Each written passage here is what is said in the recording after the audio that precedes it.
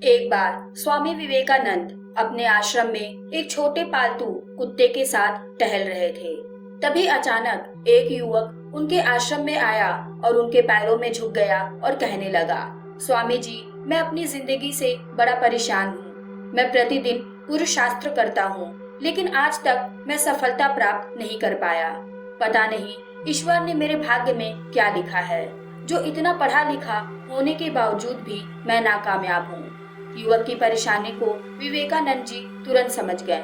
उन्होंने युवक से कहा, भाई, थोड़ा मेरे इस कुत्ते को कहीं दूर तक सैर करा लाओ।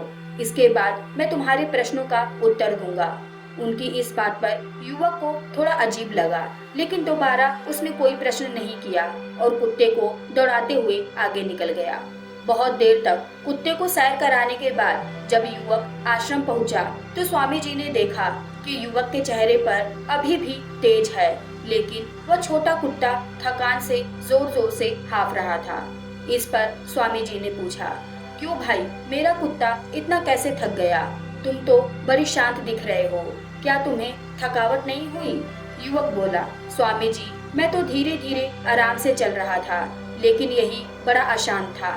रास्ते में मिलने वाले सारे जानवरों के आगे पीछे दौड़ रहा था, इसीलिए एक जैसी दूरी तय करने के बावजूद भी यह इतना थक गया।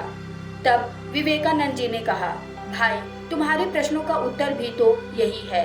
तुम्हारा लक्ष्य तुम्हारे अगल बगल है, वह तुमसे कहीं दूर नहीं है, परंतु तुम अपने लक्ष्य का पीछा छोड़कर अन्य लोगों के आगे पीछे दौड़ते रहते हो और इस तरह तुम जिस चीज को पाना चाहते हो उससे दूर चले जाते हो। युवक उत्तर से संतुष्ट हो गया और अपनी गलती को सुधारने में लग गया। दोस्तों, हम भी इसी कहानी के कुत्ते के समान दूसरों को फॉलो करने में लगे हुए हैं। अगर आपका मित्र डॉक्टर है तो आप भी वही बनना चाहते हैं, भले ही उसमें आपकी कोई रुचि हो या नहीं। ऐसा करके हम अपनी प्रतिभा को खो बैठते हैं और जिंदगी भर संघर्ष करते रहते हैं। इसीलिए दूसरों को फॉलो ना करें, अपना लक्ष्य खुद बनाएं और उसके पीछे पूरी लगन से लग जाएं।